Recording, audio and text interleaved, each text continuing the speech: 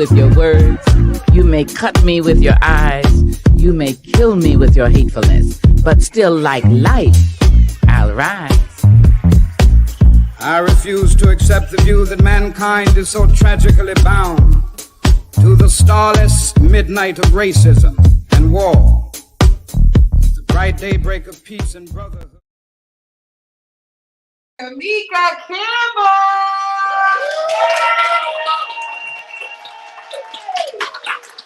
Hi, everybody. I don't know if you hear that sound, but we are live at Elementary Coffee. And welcome to the Black NewsBeat. We have quite the audience in studio today. I'm so excited to be here. We have a lot to discuss. We have so many people and so many things. Every time I leave, something happens in the news. Can you believe it? I can't believe it either. So we have a lot to talk about, and I want to get started with first just checking in. How's everybody doing? All right. Yeah, I'm okay. I had a rough day. I had coffee at not elementary coffee, and it hurt my stomach. So that's my lesson learned. Exactly. That's my lesson learned. Okay, I'm not going to say where because that's not nice, but I'm just saying it was not here. Okay. But it was, other than that, I had a great day. I hung out with the dogs. If you guys didn't see online, Huey has been in a cone for the last few days. Poor Huey. He's a very cute boy. He's getting better. Please send all of your virtual scritches and scratches to Huey as he gets better. He hurt his dew claw. Yeah, he's got like a little dew claw over here. But him and his brother have all their dew claws, which some dogs come with like one of their dew claws. They have every last dew claw that was ever available to dogs. So that's an extra, it's like a thumb for dogs. So, but they can't really use it. So he hurts it ever so often trying to chase a squirrel or do something real crazy. So send in your scritches. So we have a lot to cover today, as always. But first, will you guys share the stream? Yeah, of course. Yes. We're here online. Oh, Brandon's here. Hi, Brandon. Hey. We were talking about. I love you too. We were talking about Brandon today. Me and Christian as one of our one white guy friends that has a whole bunch of black friends, and he's in the circle. So that's our boo. He's here. So please share the stream. Please get this out. One of the things that I want to make sure that people know about the Black NewsBeat is that it is about Black culture for Black folks in and around Harrisburg and beyond. But it's also for everyone to learn about what's happening in our communities and to stay up to date. This show is about activism and being involved in the community and learning about all the resources that are available. So please share the stream and tell a friend, okay? Okay. So did you guys miss us? Yeah. You should have missed us. That was nice. That was good. You should have missed us a little less this month because this is our second show of 3. We have another show next month too, or next week as well. So we'll be back at Open Stage. This is one of our special election episodes where we'll be showcasing some of our local candidates, local candidates running for office, which is very important. Do you guys know what day voting is? This is important. November what? 7th. There was a couple of different dates going on, but the date is the date is November 7th. There's one on the 7th only is the one we want to be concerned with. So November 7th, first Tuesday in November, we want to be voting. We want to get into the polls. We want to make sure that our registrations are up to date. I don't remember when the last day was to register, but it's like 30 days out. Oh, no. So thank you. See, the candidates are here and they know. They'll tell you.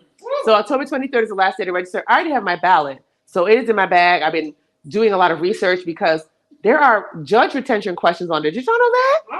I didn't know either. So I was like, there are 1, 2, 3 or 4 judge retention questions. It's not it's not to elect a judge, but to see if they should stay on the bench. So look out for those, especially from Pennsylvania, but all around the country. If you're watching from anywhere, make sure that you're looking at those special questions that you might not have considered that are on the ballot. All right. So what else is happening today in the world? It is a couple of national days. So usually I do national day, but it's a couple of them. The first one is, it is National Exascale Day. Do y'all know what that is? No. Yeah, we did this earlier. We were like, what's an exascale? We don't know. So I'm going to tell you. Okay, so an exascale is basically a really fast computer. That's the best way I can describe it to you. And today celebrates the people and the scientists and researchers who are making breakthrough discoveries in medicine, material sciences, and energy, and beyond with the help of some of the latest and fastest supercomputers in the world. So happy Exascale Day. All right. They didn't sound very excited about that. I understand. Supercomputers are boring, but I love supercomputers because supercomputers give us things like ChatGPT, which I use every day now. So y'all should get in on that. Okay, next today, the second, this is kind of cool. Today is National Breast Reconstruction Awareness Day. Right. So today is the day when we celebrate or at least bring awareness to breast reconstruction surgery, particularly after for breast cancer survivors. So, right. Each breast cancer awareness campaign brings a special focus on an area of concern. However, few shine light on options after a mastectomy or lumpectomy, like BRA Day USA. While reconstruction may not be for every woman, they should be able to have access to the options that so they can make an informed decision. Yeah. So happy BRA Day. And last but not least, it is fall. Oh, by the way, I know y'all saw online I was gonna do my best pumpkin spice fall girl outfit. How did I do? Very good. Thank you. Thank you very much. And make it black, okay? Because I did the little headpiece. All right. So today, in that vein, today is also National Leggings Day. Did y'all know that? I know. Honey, I wear leggings all year round, but fall is definitely the time for leggings and boots. So I hope you celebrate today. Once a necessity in adding a layer of warmth, leggings are now an iconic style combining effort, right? We just wear leggings as pants, and that's okay. Yeah. Who is in the leggings as pants camp? Who is like, y'all shouldn't be wearing leggings as pants? It should be nobody, because I was going to send you to hell immediately. So yes, leggings are pants, and we celebrate that every day. You know who has some of the best leggings as pants? This is not a commercial. And I'll mime the name. Has the best leggings as pants. They're amazing. They do really good stuff. Also, so those are our 3 national days today. And we have some really great guests tonight. We'll move right into that. Justin Douglas is here. Woo! Yeah. Justin is running for office. I'm gonna let him tell you what he's running for, but he's here tonight. He was here on the show, actually in this very spot in May. So he's back. He is a friend of the show. We have a first timer. Tammy Dykes is here. Woo! Yeah. Another candidate will let her tell you what she's running for as well. And we also have 2 very illustrious guests from the Harrisburg Regional Chamber and Creedic are here. Ryan and Kara are here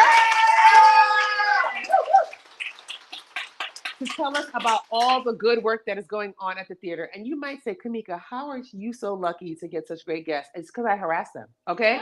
And then last but definitely and most importantly, because she was talking shit about me online just a couple months ago, but she's here tonight. One of my favorite artists, Raina's 76 artist, is here. Yeah. She doesn't know this, but she's actually responsible for why people call me Harrisburg's Oprah. People call me Harrisburg's Oprah. That's weird. But anyway, but first, before we get to our guests, we got to sweep these streets. We got some important topics to talk about. Let's see what's going on. Let's sweep the streets. Woo!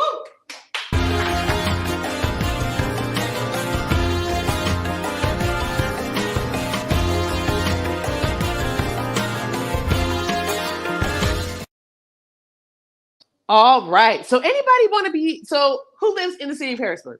First question. Oh, a lot of folks in here. Great. So do you want to be a cool kid and live in downtown Harrisburg? Well, I have no. Okay. Brandon said no. So some people are like, yeah, maybe. Well, I have just a thing for you just in case you are considering that. Okay. Would you like to live within blocks of Elementary Copy and Open Stage? Yes. Okay, that's better. Brandon, still no? Okay, Uptown. Uptown till forever. All right. Well, in a few years, yet another developer decides to stay on track with an ambitious new development plans for the former federal courthouse located at 228 Walnut Street. It will have 162 new apartments. Now, it's go big or go home with this project, people. Here are a few amenities included in this exciting renovation. A fitness center, a penthouse lounge. They better let me use this for free. A shared office space, a rooftop deck, and a shared lobby, and approximately 30 parking spaces. So far, this seems to be a project that the city council recently approved that will actually go ahead and will be a likely 2-year renovation. Now, not sure how anyone else feels, but The Black NewsBeat can already imagine doing our show high above the city of Harrisburg once this thing is complete. So stay tuned. Yes. I'm excited about that. Yes. International New Yes. You can clap that up. Now, this one is somber but celebratory news because we will celebrate this. Elijah McClain. Can we say his name? Yes. Elijah McClain. Elijah McClain. Elijah McClain. Elijah McClain. Yes. Many of us recall his senseless murder that occurred on August 24th, 2019, when officers, 2019, y'all, we are in October 2023. Yes. When officers Randy Rodema, recently convicted of manslaughter, and Jason Rosenblatt, whom a jury eventually acquitted, were responding to reports of a suspicious person that led them to McClain as he was leaving a store in Aurora, Colorado. The officers asked McClain to stop. McClain politely asked the officers not to invade his personal space, as any reasonable person would, and as he was an introvert. What happened soon after will forever remain etched in our minds. Yet another act of unjust restraint, ending with a young Black life taken.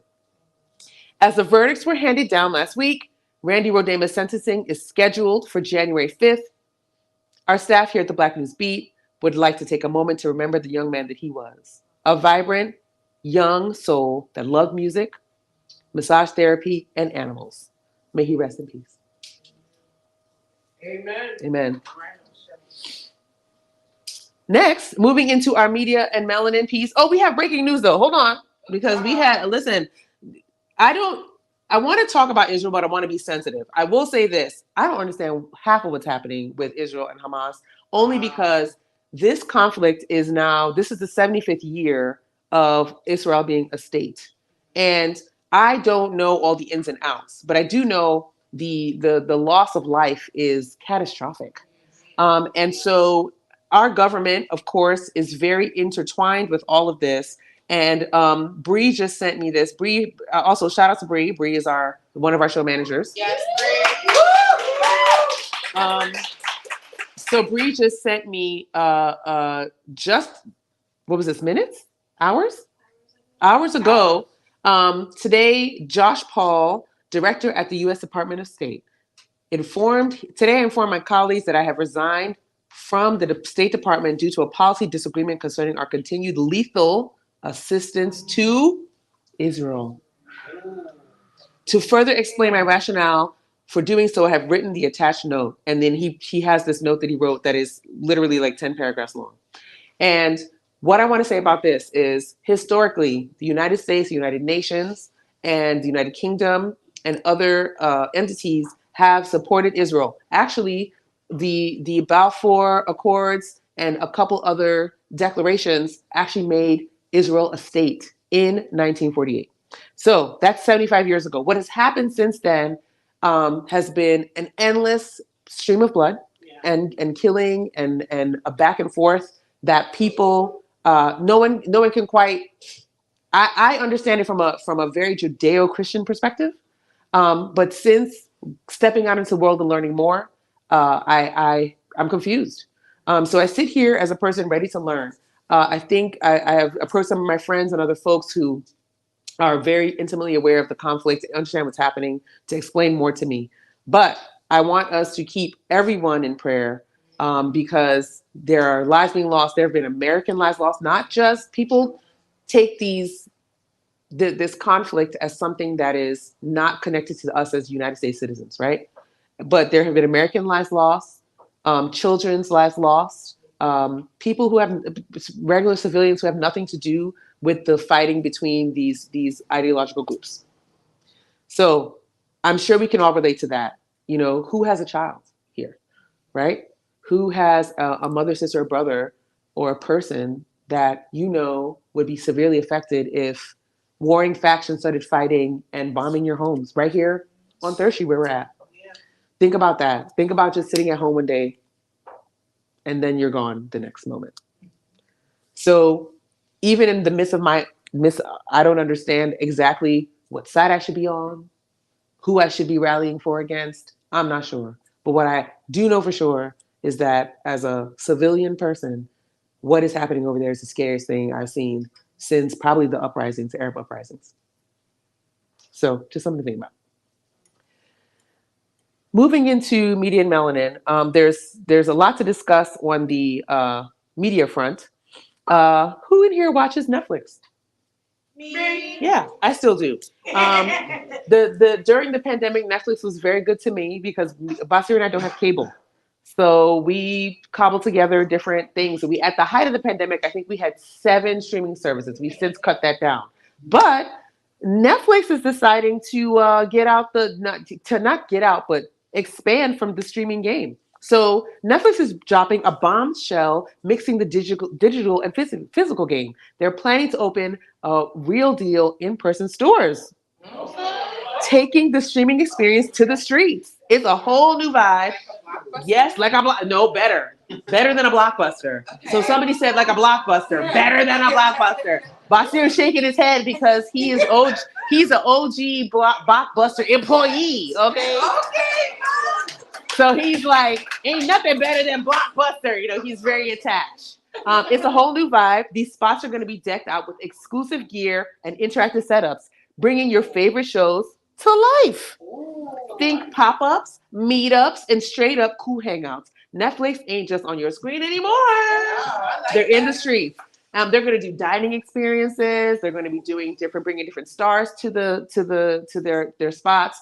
This move is all about connecting with the community, giving fans a spot to kick back and soak in Netflix in the world. It's like they say, Netflix, who this? Because they're acting brand new. Okay, you see that? Listen. So next in these streets, we have one of my favorite stars on earth, Megan Thee Stallion. Yes, okay, Megan. Yeah. Listen, Megan Thee Stallion, honey, because Megan Thee Stallion, Krishan, listen, first of all, there's so many things happening to Megan Thee Stallion. Her name is all out in these streets. But first we'll talk about the good news, and then we'll talk about the ridiculous news. Okay. So Megan Thee Stallion's dropping major news, y'all. She's coming back with a whole new album, and here's the kicker. It's completely indie. Because y'all know she's been having a fight. Yeah, she's been having a fight with the old label. So that's right. She's taking control and doing it her way. And she's not holding back. She teased us with a bold Act 1 teaser, keeping it all the way real. This isn't just about the music, though. It's about owning her narrative, right? Right. Megan's showing us that she's a force to be reckoned with, standing strong in her independence. Get ready for some heat because Megan Thee Stallion's about to bring it, and we're here for every minute of it. Yes, I am. Hot girl shit. So, absolutely. Period. So on to ridiculous news. Blueface, who I happen to loathe with the loathe of 1,000 loaths, got on Jason Lee's Hollywood Unlocked and had the nerve to tell people that him and Megan Thee Stallion had an intimate moment. First of all, you kiss and tell MS. Why y'all be kissing and telling? You need to be talking about all that on the people's TV. What's wrong with you? Second of all, very sassy, honey. Second of all, Krishan gets on the people's Instagram interwebs and calls Megan Thee Stallion, can you believe that Blueface talking about he slept with Megan Thee Stallion? And when I tell you, when she said Megan Thee Stallion, she said it like 4 times. Okay. And when she said Megan Thee Stallion, I lost it each and every time. At first I was like, did I hear that right? Yes. Yeah, she said Megan Thee Stallion. I love Krishan. Shout out to you, girl. You're hilarious. Next in these media streets, we have more happening. Honey, SAG-AFTRA. It's driving on. It's dragging on. So they're in a standoff, okay, still. And the negotiations, done up, suspended, okay? The union speaking loud and clear, they're saying their members aren't buying whatever the studios are having to sell, okay? They're not playing games, and they're standing firm. It's a message, no fooling around with their rights. This isn't about contracts, it's about respect. SAG-AFTRA's got their members' backs, and they're not about to let them down. It's a power move. And the studios believe they're dealing with some serious players. The ball's in their court now, and they better come correct. This isn't a game, it's business, and SAG-AFTRA is making sure everyone knows it. We at the Black News Beat continue to stand in solidarity with the SAG-AFTRA union. Mm-hmm. All right. And if you guys don't know, they're fighting for a whole bunch of things, but more importantly, with the advent of AI and all the things that are happening on the technology front, they are concerned that the studios will use AI to craft ideas, right? Instead of giving that right to writers and actors and other folks. And that can seriously change the game. So they're fighting to protect themselves and also protect their likenesses so that AI will not use their likenesses into perpetuity without paying them. So that's a couple of things. And also better wages. Especially we see Kerry Washington on the front lines and other folks, and they're fighting they're fighting for themselves, but they're fighting for folks who don't make as much money as they do, right? Who are the stars. So let's keep them, on the forefront of our minds, send them good vibes, because these fights they extend, they reverberate throughout the community when we're talking about fighting for rights. Okay, well, next story. Are y'all as tired of the Will and Jada? I'm tired. You know what I'm tired of? I'm tired of everybody blaming Jada. She's a terrible person. I mean, is she a terrible person? No. Will literally went on like a 2-year tour of his book and told all the business. And this is Jada's response to that. She gets to tell her side of the story. And for some reason, we don't think that's okay. Somebody was like, Jada's toxic. I mean, is she?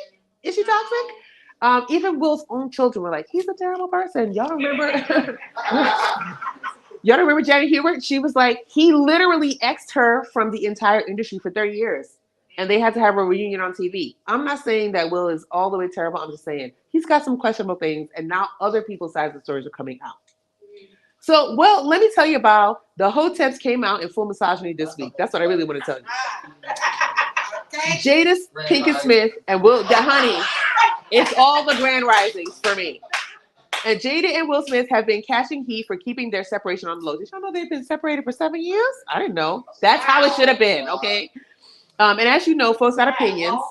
But check it, wait, a couples therapist weighed in and said it might have been a slick move to keep their things private because obviously, sometimes keeping things under wraps buys space to figure stuff out. Privacy can be a power move in a world that's always in your business. Yes. The Smiths are playing it smart, letting the cards fall where they may. It's about what works for them, not the peanut gallery. So let's give them some room to breathe and respect their hustle. They know what's best for them, no doubt. Also, they're very rich, okay? Them writing books and doing these different things means that they're making a lot of money off their stories, okay? And if you don't like them, the best thing to do about them is shut up. That's it. Shut up. Now, that was the end of our first our Meters and Melanin, but I want to talk to you a little bit about the show. Okay. Are you enjoying yourself so far? Yes. Oh. Well, that's nice. So this show is a partnership between Open Stage and YPOC and all of our community partners like Elementary Coffee and the Center for Innovation Entrepreneurship at HU, and also Hurston Manor with the YPOC also. So we want you to join these organizations, patronize them for giving the show a home and making it a real community organ. Like, this is really important to me. Yes. So who's a member of the YPOC here? Woo! Oh, okay. Every time I do the show, we get a couple more members. All right. If you haven't joined, it's $65 a year. It's for the entire year, y'all. You get so much good stuff. Y'all should. Who gonna join tonight? I'm a dancer. Yes. Who wants to join tonight? Y'all need to join. Okay, come on and join. Come to our events. We have so many great events coming up. I think you will really enjoy November, December with the YPOC. We have our Friendsgiving. Want to see some more? Yeah, no, not right now. We're going to be partnering with Handel's Foundation for their turkey giveaway. We usually do our own Adopt a Family, but we're going to be partnering with Handel's Foundation for that. We also have our Holiday Liddy. We also have our happy hour coming up at the end of this month. Elise, what else? I put her on the spot. Oh, yeah. We got Friendsgiving coming up too. What you say? Grants are open. Grants are open for Adopt a Classroom. We finally have our Adopt a Classroom grants portal open, so please go ahead and apply for those grants. We want to give back to our teachers. They are what literally shapes the future, so that's very important. And then YPOC and friends will also be at various events coming up around the community. Yours truly, excuse me, hold on. Yes. Will be an accepting award on November 3rd. Thank you to NCBW 100 for the Community Engagement Trailblazer Award. Woo! I will be accepting that. So a lot of y'all said y'all wanted to go and you wanted to sit at the table, but Miss Norleen said ain't nobody contacted her. So if you would like to go to the gala, please. Thank you. Yes. You hear that, Miss Norleen? And if you would like to come, yes, Miss Johnny's gonna get her ticket. If you would like to come, Miss Norleen's trying to put together a Kimeka table. So come sit at the Kimeka table. It's obviously gonna be lit. Yeah, it's gonna be lit. It's always lit. First of all, I cut up at every gala. It's the truth. So if you come, turn me up in my mic, as Anna says. So we're gonna have a good time. Please come and hang out with us. We'll also be at the Democratic Gala coming up. We'll be at we'll be at different places. We still have some spots. Hit the Angles Media Group, Madonna Awoshi and Carl Payne are going to be having their table. Do you want to come to the galas on the 21st? That's was that this Saturday? Yes, it is. This Saturday. Yes. So do you want to come? Have you not gotten a ticket? You should come sit with us. Okay? Just come hang out. See what it's about. All right. Okay, next, but certainly not least, what's going on at Open Stage? The Exorcist is playing right now. It opened up last weekend. And listen, they got head swivelings, they got bed things, they got all kinds of stuff happening. And it's playing until when? Does anybody remember? This month, 31st. To the 30, all the way to the 31st. So it's playing to the 31st. You should definitely check out The Exorcist and all the other wonderful offerings that Open Stage has to offer. Wonderful. You can also become a part of their inner circle for $30 a month. You get tickets to shows and you get to support a really great cause. So please go ahead and check that out. $30, I know. It is actually not as expensive because their shows are 15, 20 bucks each. So it's actually a great deal. Yeah. We join us for happy hour at the end of this month. That's what, next week, Elise? 26. Is that already? Yes. It's our last Wow. happy hour for It's our the last happy hour it is the YPOC's last happy hour for the year. Join us. We will be at El Coqui, is that right? Mm-hmm. And it'll be hosted by one of our members in front of the show, Leslie Avila. Woo, all right? Leslie. Yes. So that is, we made it through the first segment. Yes.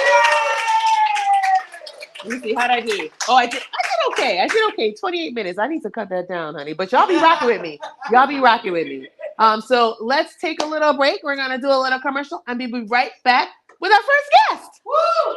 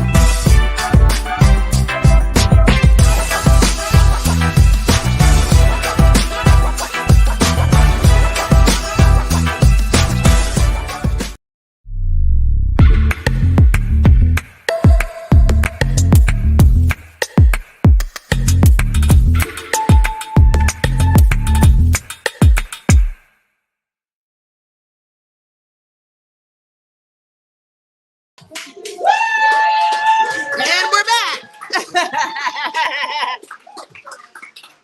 Welcome back to the show. I am so glad to have my first guest here, Justin Douglas. How you doing? I'm doing well. How are you? I am great. It's great to have you back. It's like deja vu for real. Yeah, it is. We're in elementary coffee again too, on the same couch. It's doing the whole thing. Doing the whole thing. It's great. So I know that you're running for office, and I know it's been interesting. So I just want to hear first, how's it going? Well, we're 20 days away, so it's very busy right now. It's if you've never ran for office before, it's a whole new thing. It's very busy, very lots of door knocking, lots of connecting with voters, and it's exciting, exhausting, but all something that, for me, I've been able to learn a lot about Harrisburg and Dauphin County in general, and that's been really cool. Awesome. So for those of us who don't know what you're running for, what are you running for? I'm running for Dauphin County Commissioner. We have 3 commissioners in Dauphin County, and those 3 commissioners oversee a very large budget for the county, oversee things like children and youth, Dauphin County Prison, many other initiatives in the county and human services in the county, grants, and such. And so I'm running for that role. The hope would be that I would be one of the 3 after November 7th. Wow, wow. So I know that it's been an interesting road. What's the probably most interesting thing that's happened to you on the trail so far? That's a good question. The most interesting thing that's happened to me on the trail so far. You know, I'm going to say I think the most interesting thing is seeing how many people have shown up and helped out the campaign. I think it's always humbling to me. I'm a pastor first, and so like whenever I've fundraised or elevated causes or assembled volunteers, it's always for some initiative that's outside of me. Does that make sense? And this is obviously very connected to me. My name, even seeing people wear shirts with my name on it is a little awkward. But it's been cool to see how many people have caught the vision for what we're doing and what I'm trying to accomplish. So that's been probably the most interesting thing in the process. Wow. So let's see. We talk. I know probably running for office gets boring to talk about for you. Probably a little bit. I mean, yeah. Like a little bit. Yeah. Well, I mean, I think the thing is like, you don't know where someone's on-ramp is. Is this their first time hearing from me? Is this something their second or third time? One person came up to me afterwards and goes, "I've heard you share that story already." And I'm like, yeah, I've actually shared that story about 10 times. You've been at 2 of the events I shared it at. But so, I mean, yeah, it gets to a point where, you're trying to communicate and you're trying to make sure that you connect your vision, and in a concise way. So yeah, it depends on, and if you watched the last Black NewsBeat that I was on, it would, I don't want to belabor it and share the same exact thing. Yeah. I mean, it's okay. You can hear. We don't care. But also, I think what might be nice is for folks to get to know you a little better. Sure. So I heard that you're a musician. Tell us more about that. I am a musician. Yes. So yeah, thank you. Look at that. Someone's excited I'm a musician. That's great. So yeah, I started playing guitar when I was a kid. I was actually, uniquely, I was homeschooled all through middle school and high school. I would wake up in the morning. I grew up on a farm. I would do my chores around the farm. I would finish my homework in about 2 hours, and then I would play guitar the rest of the day. That's like the best life. And then when my friends got out of school, I'd go play basketball with them. That was kind of my upbringing. And so I love guitar. I loved, I grew up in like 90s grunge era, kind of. That's what I'm into. Yeah. That's what I was into at the time. Went to college, joined some bands, got to play music in that way. Did a little bit of like mini touring with some bands, played more like metal music at that point. And since then, I've done a lot of different projects in music, a lot of different genres. It's kind of fun to explore. This last June, I wrote my wife a country song. The first time I've ever done a country. I don't do country, but I recently got it actually mixed and mastered, and I think I'm going to upload it because a lot of you wrote your wife a country. Say more. A country love song. Yeah. All right, I'll share the concept of the song. Yeah. The song is going to go on. It'll be on like the streaming platforms. But the concept of the song is my wife and I are high school sweethearts. So we met in high school. And what's interesting is kind of the concept for the background of the song and the songwriting is that we talk a lot about places that we were at the same time. We grew up in the same hometown. For example, we used to go to the same pool, even as like 9-year-old kids, 10-year-old kids. We used to ride our bikes to the same pool, but we never met each other there. So the part of the song is like, even like, one of the lines is, "Don't you wish we could go back to that old familiar pool and look across the waves and see each other?" So like even stuff like that. Like, so I don't know. I'm a little sentimental in that way, but yeah. Did you sing the song? I did sing the song. Yes. Well, we need some bars then. Oh, I'm not singing it right now. Right now. No. Oh my gosh. I think the crowd wants a little bit of song. I didn't bring my guitar. All right. I'll sing that verse. Don't you wish we could go back to that old familiar pool? Take a look across the water. Maybe ride our bikes together. Make eyes and wonder if this all could last forever. I'm gonna make you get into country music. Put me on the spot. Yeah, that's how you make a good show, sir. That's how you do that. So, okay. Harrisburg's Oprah put me on the right. spot. Harrisburg's right now. Oprah. Okay. Please don't tell nobody else that. This is Raina's fault. Okay. So okay, back to the regular schedule. All right. So you talk a lot about prison reform. I do. Yeah. And I've heard you talk about this so much. So currently investigations are going on about prisoners who managed to escape Yeah. down in Chester County. Mhm. How should Dauphin County prisons respond to that? How do you think?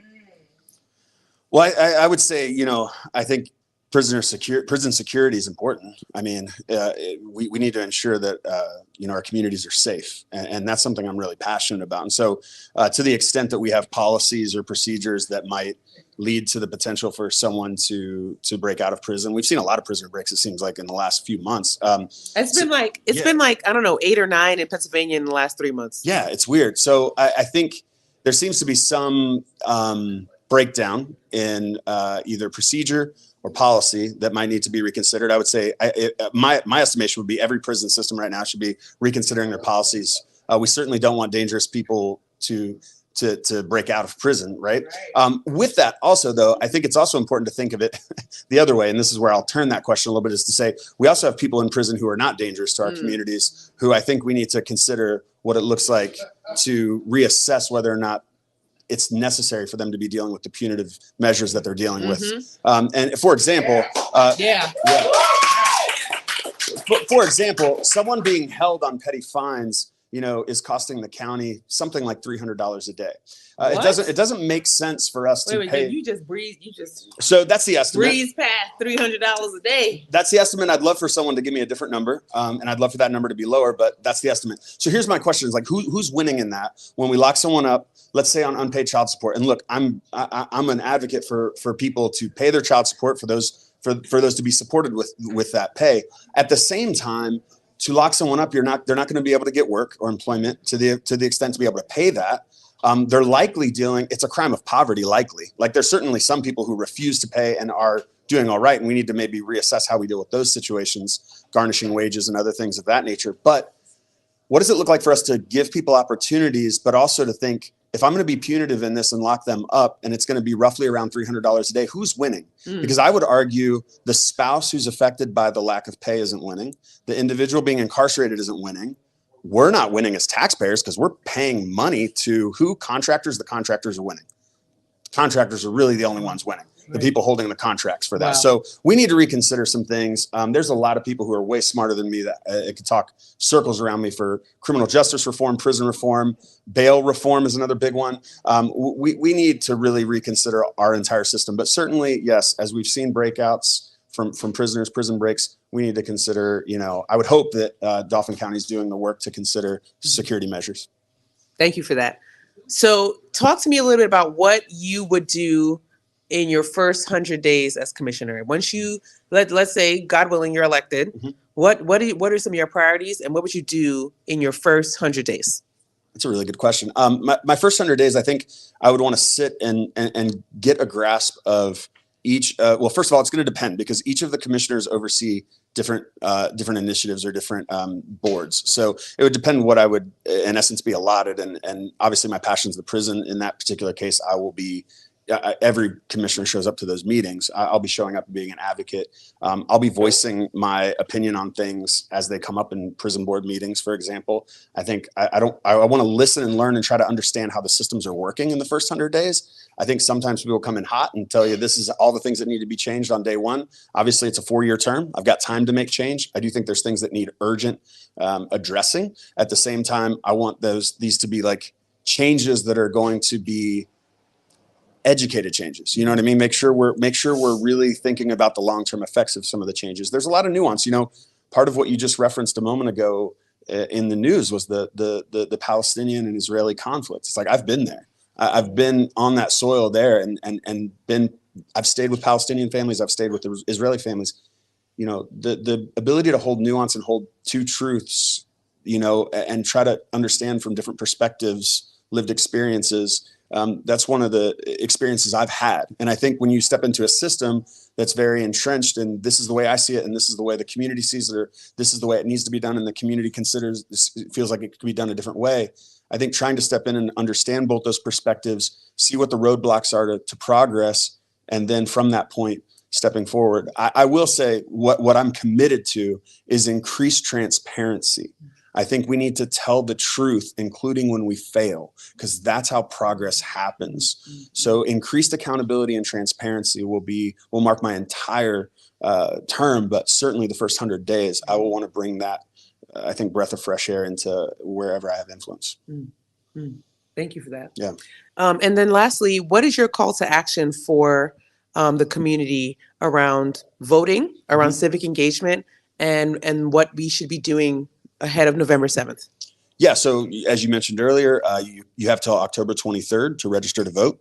You know, a lot of people sit this election out. They see governors as really important. They see presidents as like very, very important. But your local election can actually have way more influence on your day-to-day life. You know, not to mention like your school board candidates. You know what I mean? Your city council judges, magisterial district judges, to common pleas judges, to Supreme Court judges of Pennsylvania. We have a lot on this particular ticket. So I think if you've never voted before, register. And if you don't know how, like, reach out to my campaign. We'd love to walk you through that, show you how to register to vote. I think when voters turn out, we get a better reflection of the community in office, and we need that. We need diversity. We need all people to show up and show out for voting, because in that experience, we end up getting a better reflection of the community. So my call to action is, if you're not registered, register. If you are registered, you know, you could order a mail-in ballot if that's, you know, most convenient for you. You have till October 30th to do that, to order a mail-in ballot. You said you already have your mail-in ballot, I believe. So you can do that and mail in your ballot. You can show up to the polls on November 7th. You know, we would love to see you out at the polls, and you can find out where that is by going online and Googling "Where's my poll, Pennsylvania." You can find that information right away. It'll pop up. Or again, reach out to my campaign. We'd love to help you with that information. But my call to action is simply try to do some research on the candidates. You know, some candidates are very available, and you can really find their information and what they stand for. And you know, whether that's, for me, I'm very active on Instagram, even TikTok, even Facebook. Some it's a little harder to find. You got to go to their website, got to kind of browse their website. But I would also look, especially for, you know, reoccurring candidates like who are coming back and asking to be reelected. What does their voting record look like? Who's this person in the community? What have they done? There's a lot of great people on the ballot, and you should get to know them, and then, you know, give them your vote. Absolutely. Well, thank you for that.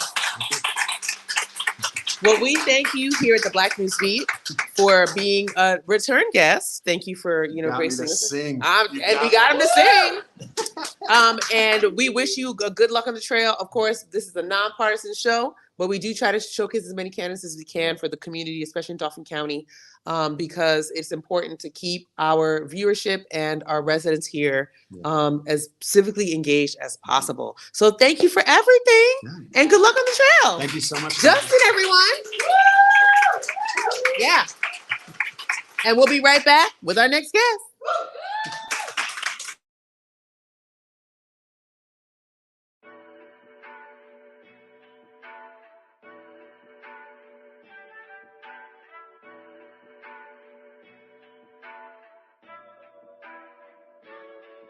Oh, you can't hear me, huh? How about now? Oh, this your moment, hey, not right now. If you a hating nigga, please pipe down. Cause I don't know if it's we the beat, this bitch too loud. I was down bad, I ain't had no cash. Now these hoes mad cause the camera lights flash. I was down bad, I ain't had no cash. Now these hoes mad cause the camera lights flash. Bitch, I'm a boss, I only focus on comments and stress when I'm taking a loss. Round of applause, I see these hoes double back.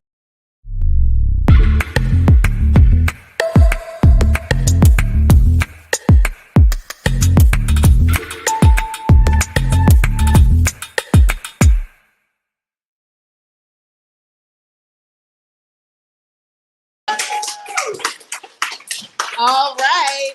We are back. We are so hope you guys are enjoying these interviews so far. Yes. We have it is again, it is voter season, so we have our candidates at the top of the hour here. And we are here with Tammy Dykes. Woo! Hi, Tammy. Hi, Kimeka. Thank you for having me. Absolutely. You look beautiful. Oh, thank you. So do you, gorgeous. Thank you. This is you're a first timer on the show. I am. So and take it easy on me, okay? I mean, I'll try. I mean, you saw what the last guest went through. He had to sing. So I know. I'm not ready. So as just an introductory, just tell us about you and tell us about what you're running for as a candidate. Sure. Of course, my name's Tammy Dykes. That's the easy part. I'm a long time Dauphin County resident, born and raised. I'm a local real estate agent, been sitting in real estate for almost 17 years. Licensed since 2006. Wow. So completely passionate about increasing home ownership in the underserved, underrepresented communities. So that led me to where I am today as far as candidate for Dauphin County Recorder of Deeds.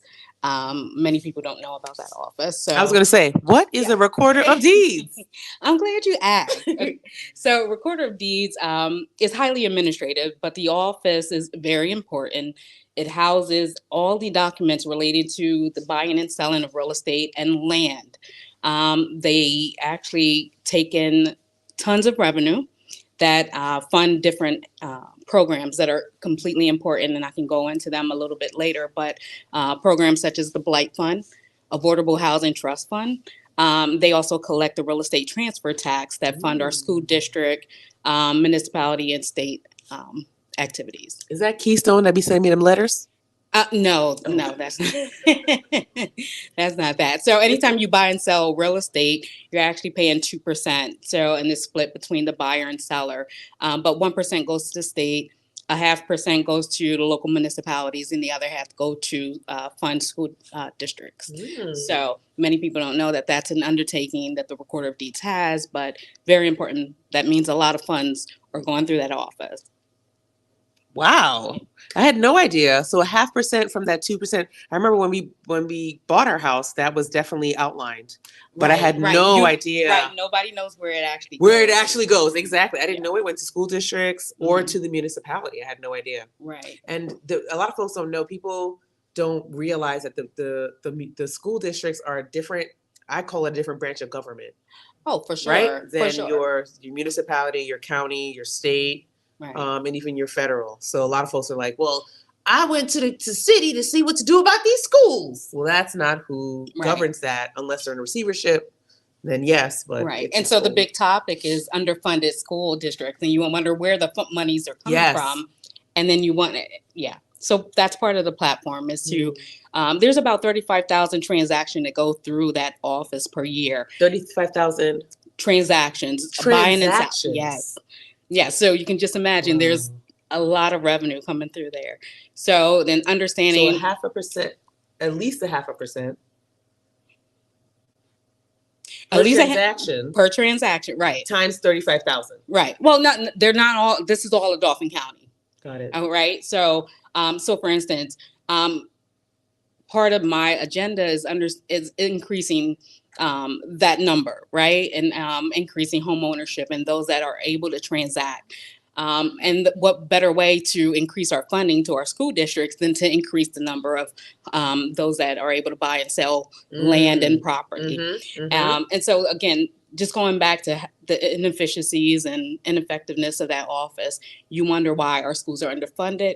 It's because we need to transact more real estate transactions. Got it. Wow.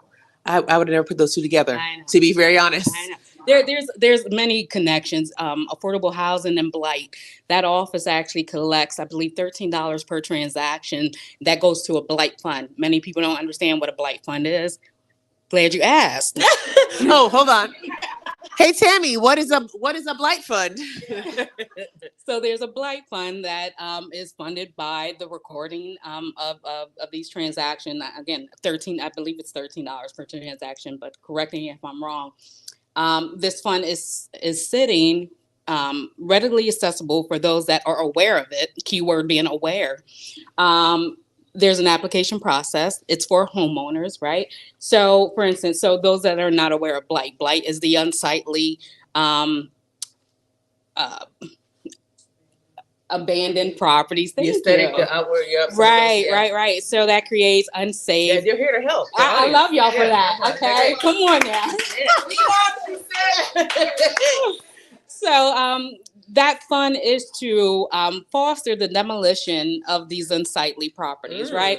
Once these are demolished, we can then rebuild, redevelop to put them back on the tax roll and to create more housing inventory for those that are needed. That addresses the unaffordable housing. So just to bring us back, the blight fund and affordable housing go hand in hand. The more that we're able to facilitate awareness and have homeowners access that money to demolish these houses. We can get them rebuilt, put on the tax roll. The issue that I'm having, as far as coming into this position of running, is that I'm noticing that these houses, this grant money is not going to residential houses; they're going to commercial projects. So with that said, the demolition of commercial projects are not helping to fund our schools, right? Not helping to address the affordable housing inventory. So that's a problem for me. That's problematic in the way that this office is being run. So that's something that I want to address. Wow. Everything's connected, y'all. Yeah. Follow the money for real. Like all those things that we say, that's a real thing. So tell me more about your background and why you even thought to follow this trail. Why you even thought to apply or run for this position. Yeah. So I felt that it was a normal progression. Like I said, I've been licensed as a real estate agent since 2006. So for me, I've been acting in the form of a community. I don't call myself a politician. I've been acting in the way of a community and citizen advocate in terms of home ownership for quite some time. This office, again, is just a natural progression because it touches on the administrative side. However, it's the underbelly of why we don't have that socioeconomic, equitable, mobility. And so I want to address that. I want to be that person in that position to change that. That's amazing. Y'all should clap it up for that. Okay.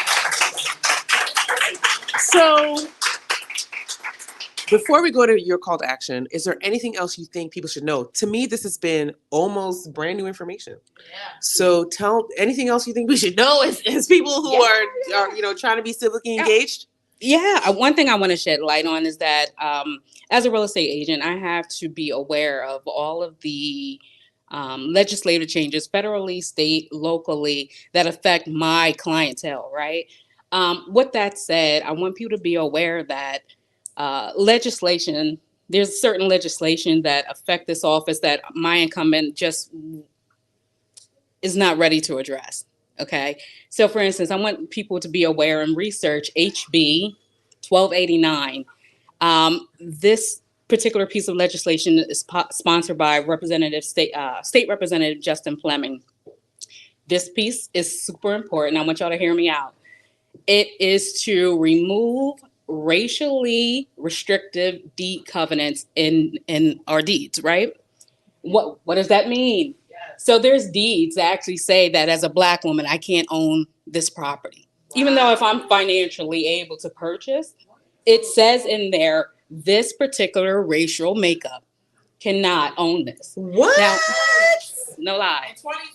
In 2023, my incumbent is not in support of removing this. He rather repudiate, and that's where we're going. What does that mean? So repudiate means to say that it doesn't affect or doesn't hold. Why wouldn't you just want it out of there? Exactly. So again, I want you to research HB 1289, which states that we want it removed.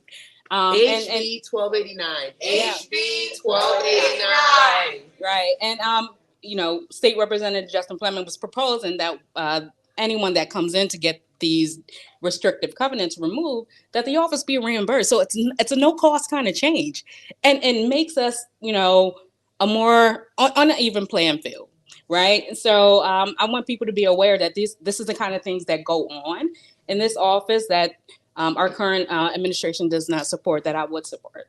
Wow. Thank you. Wow. I just got to meet Candace E. Taylor, who wrote Overground Railroad. And she talks about these restricted deeds in Pennsylvania, and talks about how a Black woman in 2009 bought a house in Mechanicsburg borough, and how they crossed out that section. Yeah. Instead of. It does not matter. Go and reprint and take a copy. It's going to be there. Okay? It's there. And Justin Fleming was personally affected by this. One of his friends, he talks about it. One of his friends has a deed that has this information in it. And then, like I said, my incumbent's on. There's a soundbite that actually has him super relieved that we're not removing, that we're just actually going to erase. Yeah, and say that it's repudiated. Wow. So we got to do better. Okay. So we've got. So I don't know about you, but I'm totally information overload. Drums bopped. Drums bopped. Bombs dropped. Okay. Drums bopped.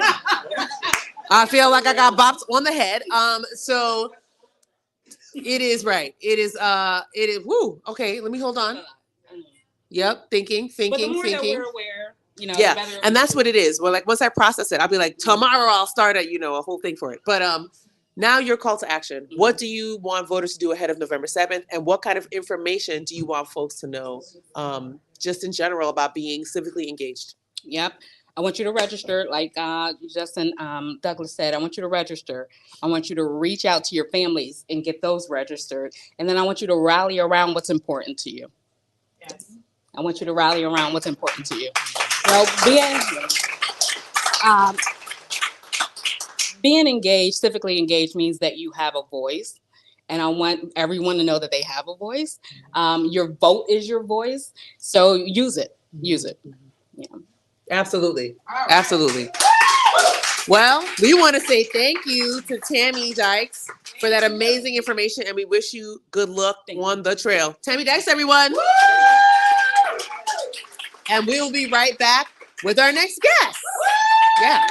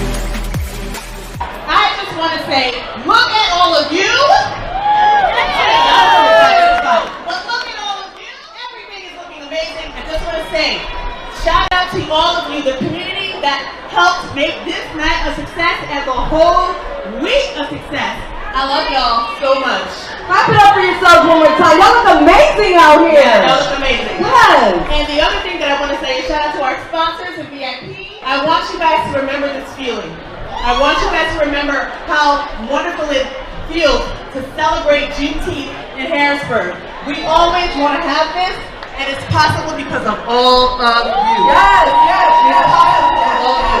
So thank you. Enjoy the night. Join my POC. Now y'all enjoy my POC. Join us.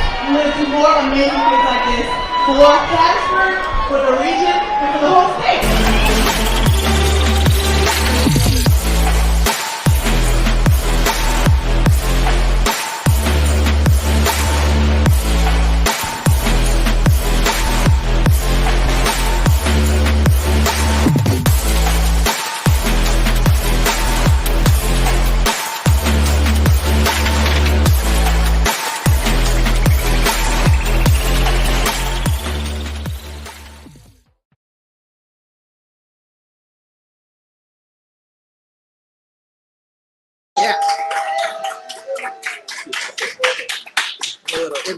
Oh, hello, everyone. We're back with the Black NewsBeat. Hi.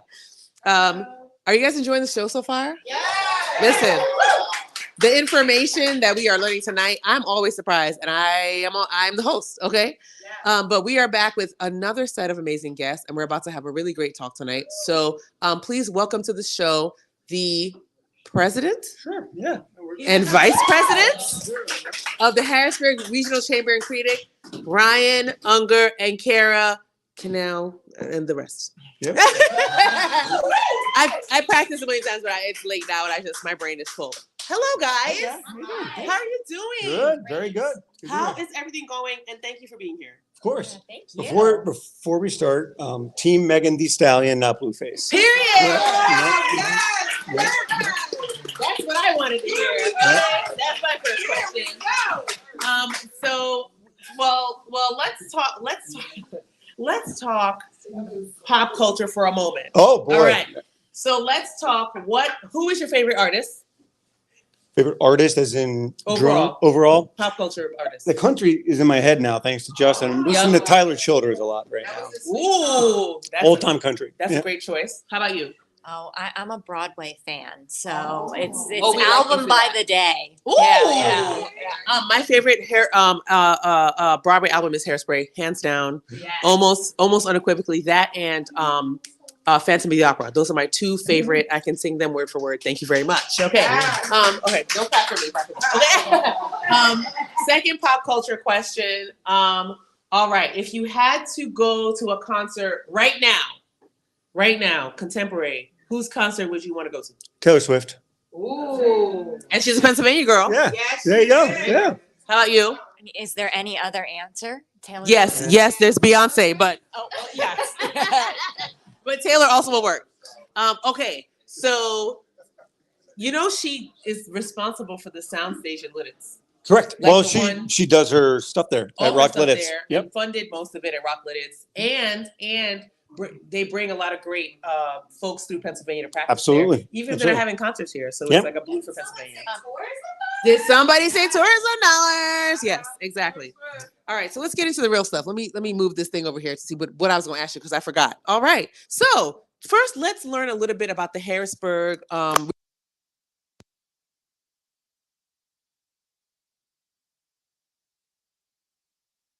So first let's learn a little bit about the Harrisburg Regional Chamber in Creedick and what y'all do there and why it's important to the community. So I'm going to give you this mic and you guys can pass it back and tell us a little about that. Sure. Again, thanks for the opportunity. In the Harrisburg Regional Chamber and Creedick is a regional chamber of commerce and economic development corp headquartered here in Harrisburg that works to serve and support all of the Harrisburg region, which for us is Cumberland, Dauphin, and Perry County. Close to 900 members.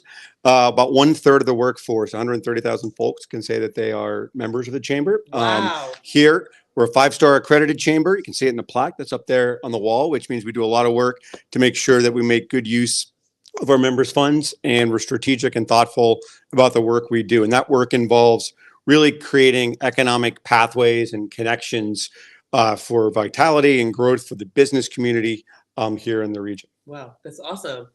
Yeah. You can pass the mic to me. I love to, when I'm meeting business owners, I say, hey, we're here to expand your network and expand your resources. So we're that connection. I like to say, if we don't have the answer, the resources, we can point you to the answer and the resources. I'm gonna pass the mic back to you, Kara, because I want to talk a little bit about your involvement. You've been involved in the chamber for a long time, and so when we first met you, when Elise and I first met you, you were in a different position. So talk to us about your ascension to vice president. Oh, wow.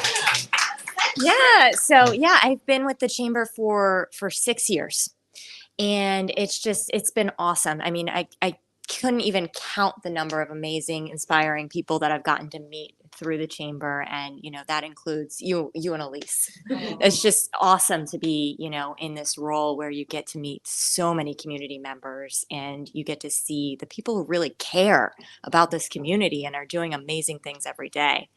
And it's just been awesome to see us grow and change, through COVID and what we've been able to do to, keep our membership didn't drop during COVID because, when we had these, yes, it's amazing.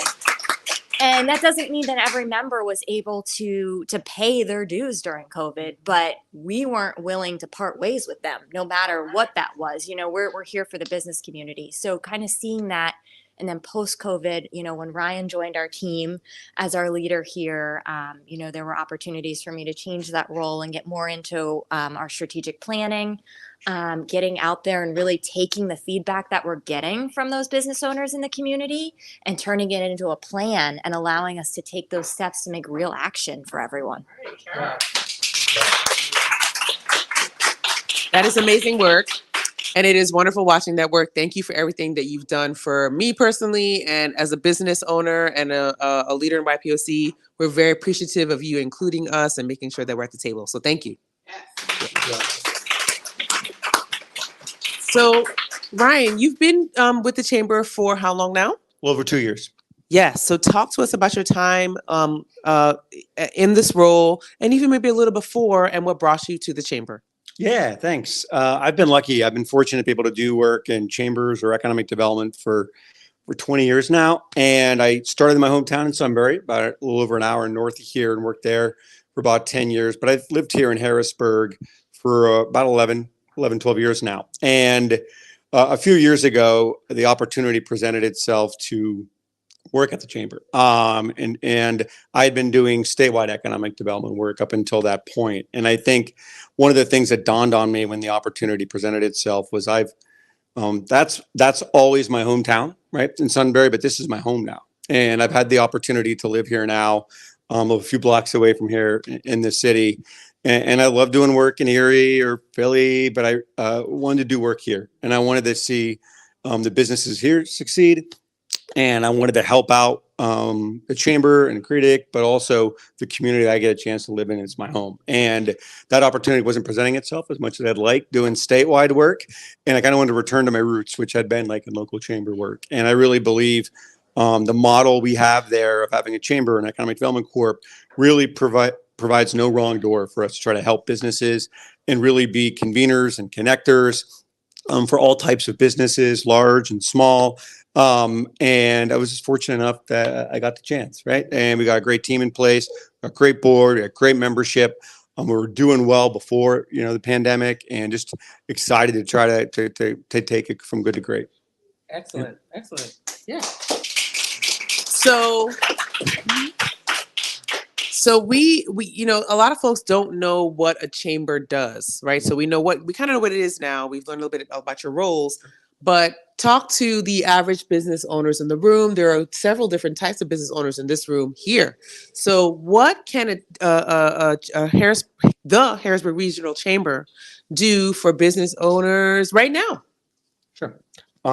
So I think first of all, it depends upon the business, right? And where they are and what they want out of it. I think it's always important. As Kara mentioned earlier, our goal is to help that business that sits down and that we're talking to. And that might not mean chamber membership, right? We're a membership-based organization.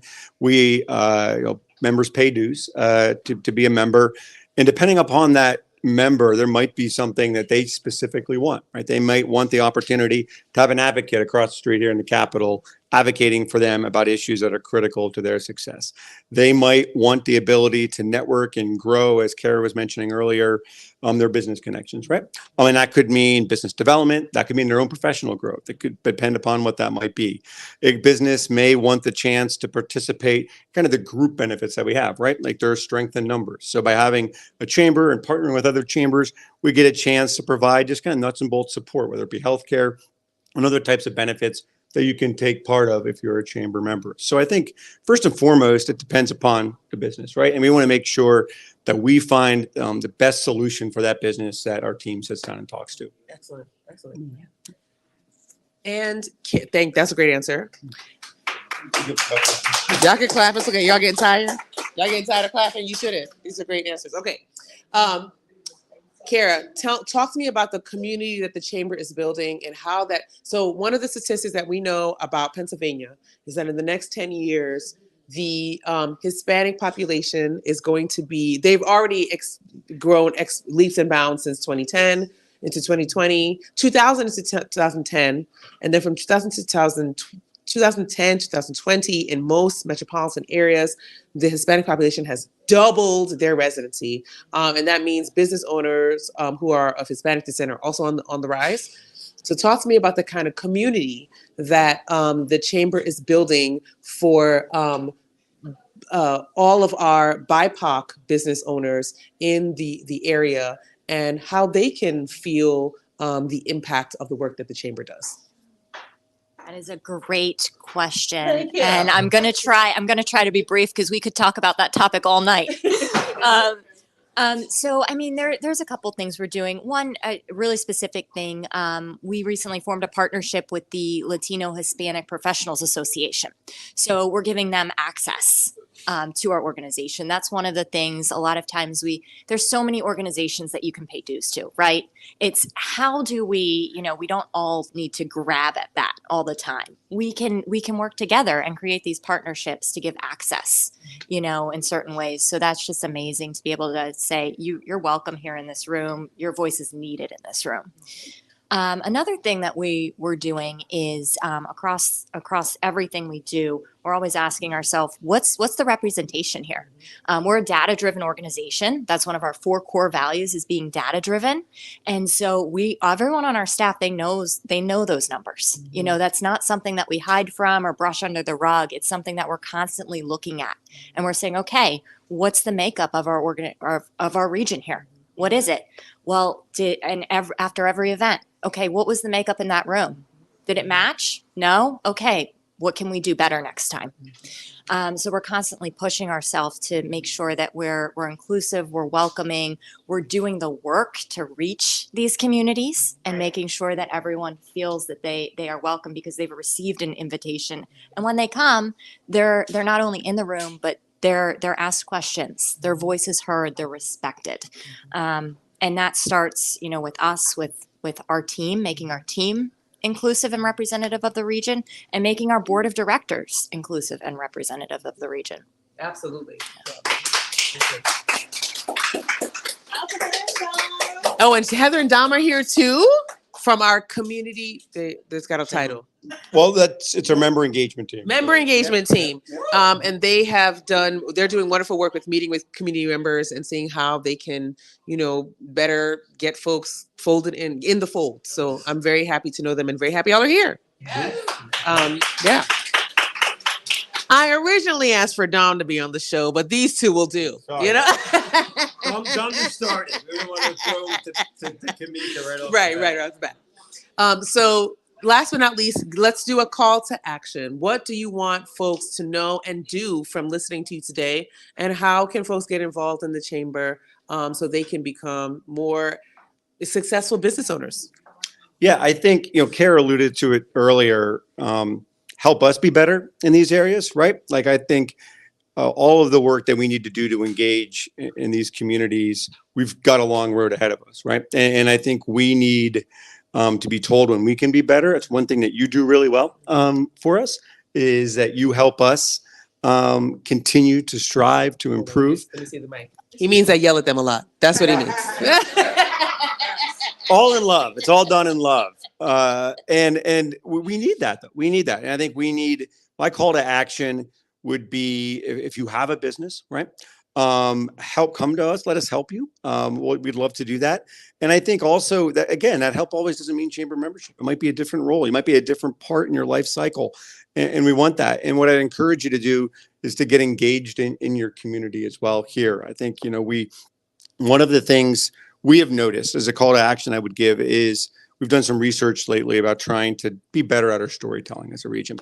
And one of the things the consultant noted was we tend to be a little apologetic about Harrisburg sometimes. We say, well, Harrisburg's great, but there's some other really good cities around us too. Or, you know, downtown restaurants are good, but 5 years ago they were great, right? I don't buy that, you know, and I don't believe in that. And that's one reason, one of our another core values is that we're unapologetically and unrelentingly positive about our city, our region, and our work. And I'd challenge, you know, anyone here to do that as well, because I think it's critically important. It doesn't mean you don't look at a critical eye. It doesn't mean that you take a step back and want to be better. I've said that earlier. But we need more people to take that pride without pretension for our region. We're glad to play a small role, and we'd love to catalyze others to do the same. Yeah. I agree with that big time. I'm very proud to live in Harrisburg and be a resident here for over 5 years and in the region for over 12. So that really resonates with me. Kara, same question. What's your call to action? How can businesses get involved to become better at what they do and to be a part of the community at HRC Credit? Awesome. So I've got 2 calls to action there. One is, you know, we're not only looking at now, we're looking at that future. We're looking down the road. And so one of the great partnerships we have is with our Cradle to Career Alliance. So that allows us to get in K through 12 schools and inspire the next generation here locally into these great career paths. Yeah. So, you know, we know you can't be what you can't see. So we want these kids to see these amazing professionals. And we were lucky enough to have Kimeka join one of our roundtables and inspire students in the IT field. And so that is just incredible because representation matters. These kids need to see people that remind them of themselves, you know, that they can see, wow, you know, I could see myself being you one day. So if you have an amazing career path, which I know everybody in this room does, there's so many amazing professionals in different realms. Let us know that you're willing to share that with students, and we'll find that match for you. We will get you in front of these students so you can share your career path, give them some great advice. I love it. Yeah, I love that. Well, it has been a pleasure to have you here on the Black News Beat. From the bottom of my heart, thank you for all that you're doing for the community, for the strides you're making towards justice, equity, you know, being diverse, being inclusive. You know, y'all heard that little Jedi term. We'll talk more about that coming up too. And thanks for coming on the beat. And last but not least, we'll be right back with our next guest, Reina 76 Ortiz. Yeah. I wanted to be a Harlem Globetrotter since I was 6 years old. I saw the Globetrotters on the cartoon and said, that's what I want to do in life. That's why it's so important to show kids that their dreams can come true and they're obtainable, because I'm a living testament to that. I know Coach Handles because his father was my first partner when I was a young officer over 30 years ago. And there was many times that I was patrolling this neighborhood as a young officer and would see Handles on this court behind me, practicing alone, putting in his time. And I knew that young man was going to go somewhere. I actually had the opportunity to play with Handles. It was just very inspirational how passionate he was about the Globetrotters. They called him Handles because he couldn't take the ball from him. First time I saw him was in a basketball commercial, and I would legit walk around my neighborhood trying to imitate the tricks that he was doing. The more visible I got and realized that I could make a difference, the more I wanted to do. So it's important for me to do as much as I can in the community.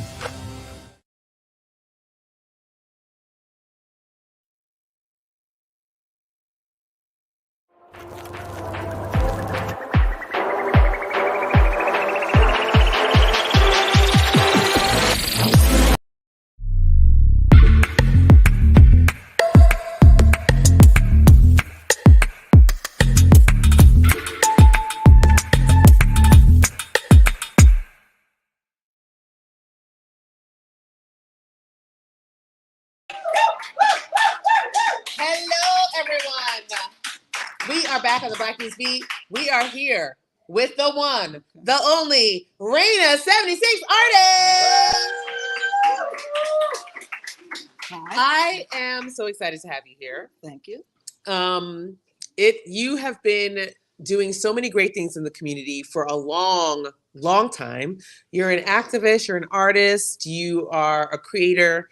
So I just want to talk to you about your journey and what you're doing now. So how are you doing? So far, so good. The community has been very kind to us as artists, and we appreciate that. And yes, it feels like a long time, but there's still so much work to do. Absolutely. And I'm learning every step of the way. Even though most artists hate politics, and we do, but we can no longer sit back and believe that it's just going to be taken care of. We have to step it up. And so that's why I'm here. Absolutely. So talk to me about your journey as an artist. What inspires you to create? And let's just start with that question. What inspires you to create? My journey as an artist is interesting because I loved art my whole life, but when I was 8 years old, an art teacher told me to stop. You know, she was pretty much like, this isn't what I asked you. And I was like, wow, excuse me, you know, and it just seemed like just too snobby and too judgmental. So I gave it up. And I actually went to business school. And so I'm coming back into art. And what inspires me are my emotions and capturing emotions in general. I think the human population is exhausted and they just want to connect with art in a more like deep felt kind of way and not just a superficial buy my piece because you can see something in it. You know, it's more about a feeling now. Absolutely, absolutely. So, you've been creating a ton of pieces. Let's look at a couple. Thank you. All right. Well, before we go to the pieces, actually, you have a studio at Millworks. You are the only Black woman there. Yes, I am. And I honestly have to thank a fellow artist, Andrew Guth, who had the studio before me, for recognizing that the Millworks needs a lot more diversity. It is in Midtown Harrisburg. And there are a lot of artists like myself who want to be part of that. And so, yes, even though I may be the only one, I know I'm not the only person of color in terms of an artist. So it's kind of like a foothold. You have to start somewhere. And so the Millworks allows me to meet a lot of different people who are new to Harrisburg.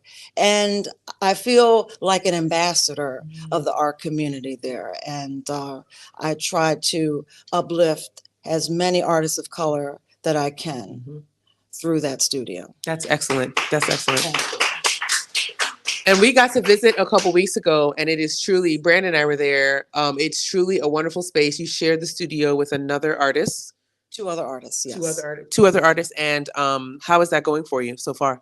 Well, that's kind of fun because a lot of us as artists, we don't usually get along. It's kind of like this, internal competition, but the three of us are coming from the underground art scene, and we recognize the importance of getting to know people and to educate people about the different forms of art, and they're men. And so the challenge there is that male artists versus female artists and how the community receives that.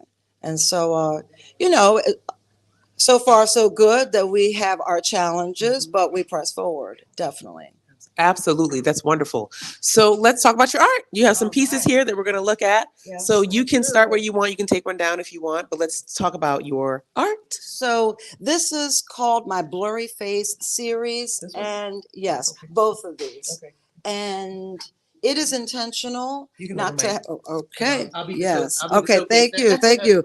It is intentional that these heads do not have any eyes or mouths, because I believe our society is obsessed with facial features, and I wanted to get rid of that. I want people to look at the art and focus on the energy and the color and the brush strokes and find something in that they feel. I don't like to direct anyone on how my art makes them feel. I want the individual to come to that conclusion. Wow. So these two pieces are from that series called Blurry Face. And how many pieces are in that series? I have at least 10. Oh, wow. 10 different Blurry Face series. And one of my main accomplishments is I was able to sell one of these pieces to the New York Magazine art critic Jerry Saltz. What? Yes, I forced it on him. Well, I actually stood in line and waited for him to sign his book, and I said, "Sir, I'm from Harrisburg, Pennsylvania. I came all this way by train. Here is a piece of artwork for you." And he purchased it right off of the spot. You're like, wow. Right on the spot. Yeah. That's because you're fabulous. That was cool. Well, it's because I'm from Harrisburg and we don't give up. That's right. We don't give up. That's right. So talk to me about art and activism. Why is it important for artists now? You talked a little bit about it in the beginning, but in this climate, coming out of a pandemic, why is it important with the SAG-AFTRA and the Writers Guild strike, WGA strikes, and all these different types of artist strikes? Why is it important for artists to be involved and be activists and be civically engaged? Artists know when the climate around us is just, it's shifting. Mm-hmm. And I think that it's our duty to capture that in some form, in a creative way, so that people can see it and digest it and feel comfortable. They can either be empowered, they could be frustrated, they can, feel content, but We can no longer sit back and think that the world is just going to fix itself. Art for centuries has been used as an educational tool. And so we have to continue that. It isn't about sales and painting what people are telling you to paint. You have to create these pieces that challenge and irritate the spirit and make others see what they don't want to see. We feel it. And we know it. And so it's kind of like we are empathic. A lot of us are. And so it's our role to continue the legacy of those artists before us. Wow. I agree.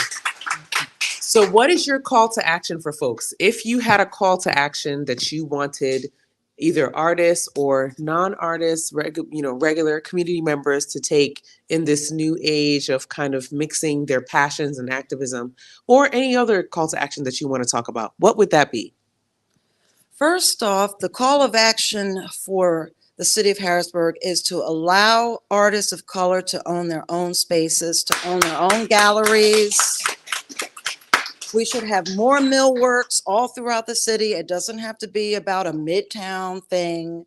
We need the city to try to understand that we are the capital of the state of Pennsylvania, and we need an Office of Art and Culture, and we need people of color there. You just cannot have one museum, one art association, one millworks. That's not going to work anymore. We need more real estate for art and culture, not just bar, restaurant. We need bar, restaurant, art, culture. Absolutely. Absolutely. That's my call of action. That's wonderful. That's wonderful. I agree. So thank you so much for being here tonight. Where can we purchase your art? Where can we see more of your art? And what are you doing coming up that we can take part in? You can find me at the Millworks, Studio 318, usually 6 days a week. That's where my artwork can be purchased. And I'm doing actually Lancaster art walk this Sunday. Oh, wonderful. I am, yes, from 11 to 4 p.m. at the People's Bank, 101 North Queen Street. And that's where you can find me. And what time will that be? That's from 11 a.m. to 4 p.m. Perfect. This Sunday. Well, yes. We hope to see you this Sunday. Yeah. That's amazing work. That's wonderful work. I feel very blessed to have learned more about Raina, 76 Artists. How about y'all? Yeah. Thank you so much for being here. And we'll be right back with Last Lap. I hope you've enjoyed the show so far. Yeah.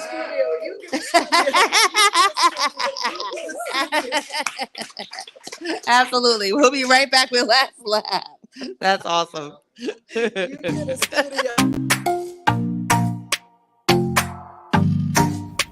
Ever felt the clear calling to make a change or stand up for what's right, but didn't know where to start? Well, I've been there. Doom scrolling, heart aching, trying to get into the rhythm of activism, but feeling like I didn't know any of the songs. That's why I created Beat Bounce, your minute on Black movements. It's your quick roundup on the rhythm of change, the melody of progress, and the heartbeat of justice that powers the vibrant spirit of our communities.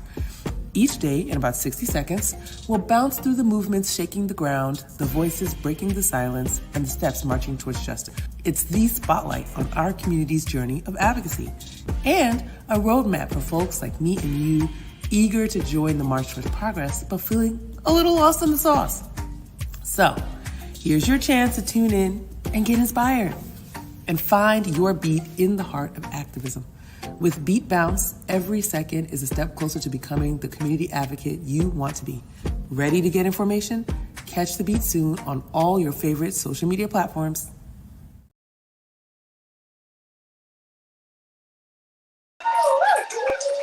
And we're back. All right. So this has been an incredible show, I hope you learned something tonight. I hope you take so many good things with you. As I sometimes say, I usually tell somebody to help, but I'm feeling pretty good tonight. You know what I mean? I want you to take note of a couple things coming up. As you saw in the commercial, we have a new series coming up that's going to be an extension of the Black News Beat called The Beat Bounce, and it is your minute in Black movements. I mean, we want you to get, the 2020 effect is wearing off, okay? Folks are going back to their daily lives, and they're not really considering that we have to keep our activists and our advocacy education up to par. So I'm going to be starting that series, and it's going to be available in short form video on all of your favorite social media platforms. So check that out. Additionally, the Handles Foundation and Chris Franklin is going to be featured on Play It Forward this Saturday at 11 a.m.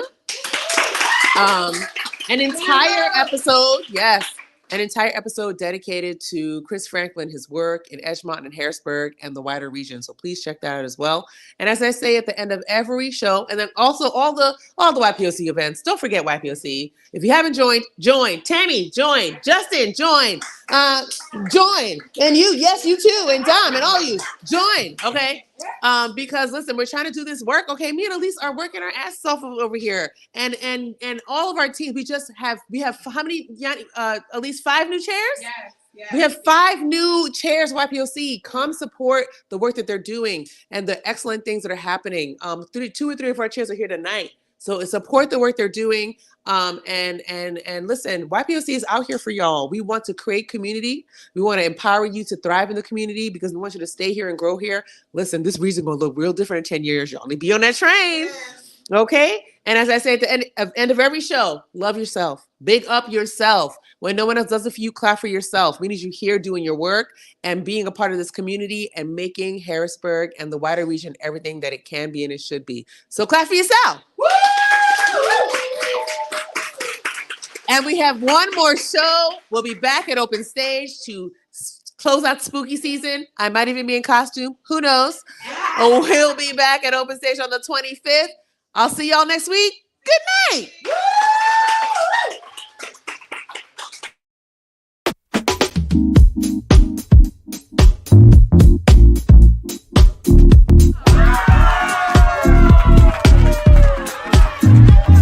You may shoot me with your words.